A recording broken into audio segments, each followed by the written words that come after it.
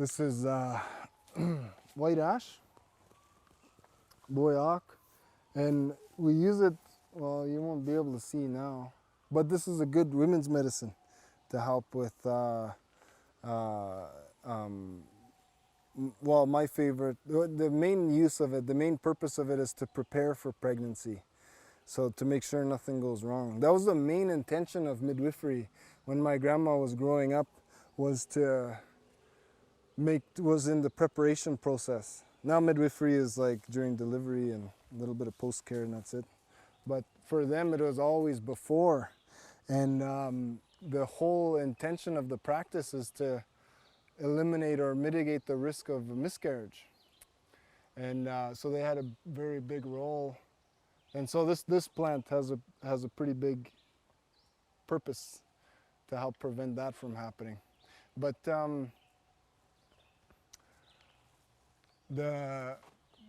what I wanted you to see is that's not the only thing either.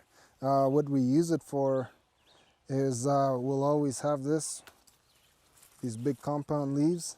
Sometimes we'll hang it here, or we'll put it in our shoe, little bits in our shoe. And then when we set up camp, we take some ash and scrunch it up and put it around the camp, and it keeps snakes away.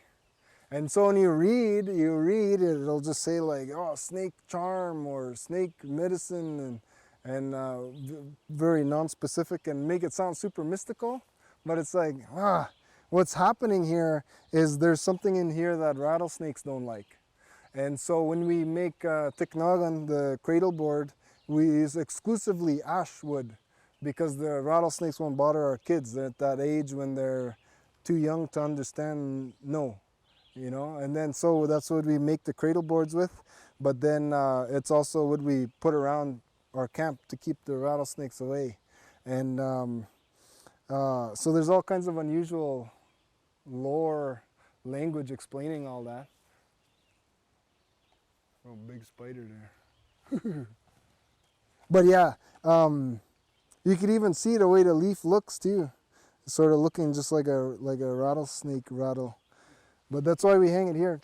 They did a big study at Lion's Head and Perry Sound, the two biggest rattlesnake milking facilities, on this. And so they have the snakes in the terrarium, and they have this spray that makes the snakes super mad, and that makes milking more efficient because they'll eject both venom glands.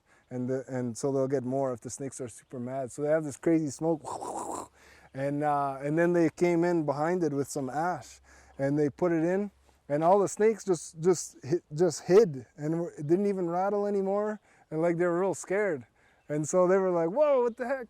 And then I was out with what's it called, Bruce Peninsula, and we had a little rattlesnake. He's just rattling real mad, and then he would stop rattling. Then I put my foot, then he'd start again, and I just kept doing this, and then he really didn't like me.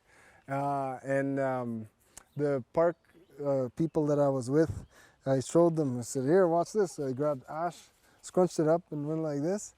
And the rattlesnake, they said, should have lunged and then leave little venom drops on the leaf that you could see. They just do it all the time. But then when I went with ash, that snake just went underneath the log, and then just hit himself. And I was even going like this, and that snake didn't even move. It was like acting afraid. And then they were real interested. They were like, whoa, what's happening? And then so I just had to explain to them that's what this is here for.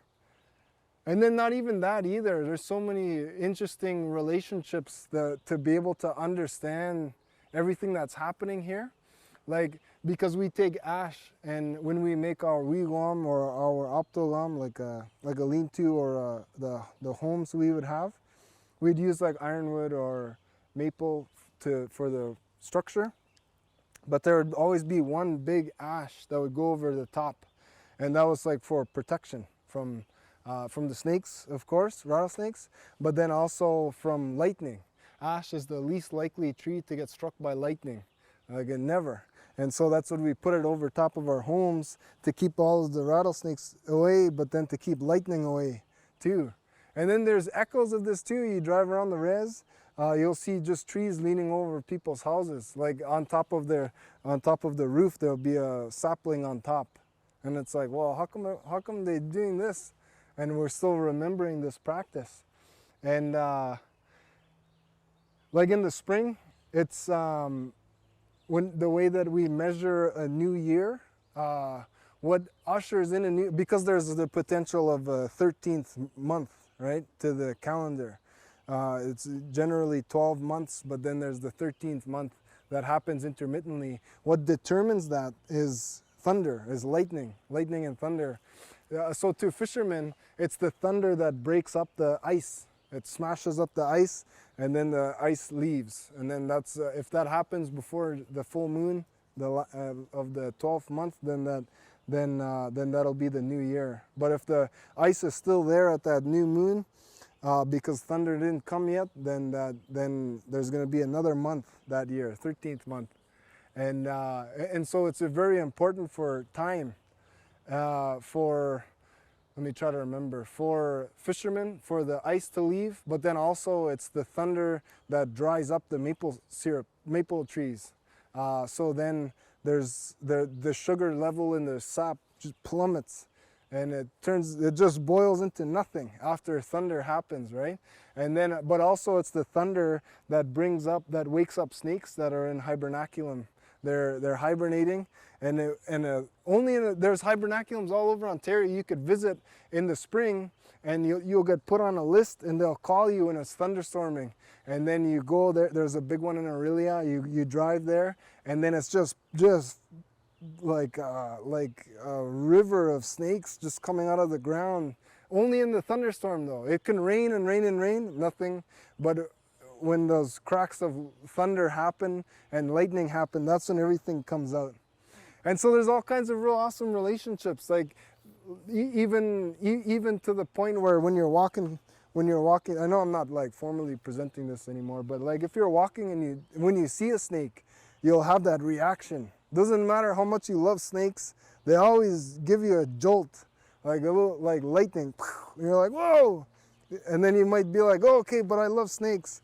But that doesn't matter. It's just like a part of our instinct, of our nature, to have that lightning-like response every time we see snakes. And so there's all kinds of really amazing things about just the way that this looks, and to keep rattlesnakes away, to keep lightning away. But then lightning's role in waking the snakes up, and then in springtime, and then the lightning that we feel when we see snakes, and understanding all of these. You know, we have stories for days that are here to orient ourselves as to the life that this place is able to provide for us, and tools that we need, putting our kids in those tiknagans and all of those little details.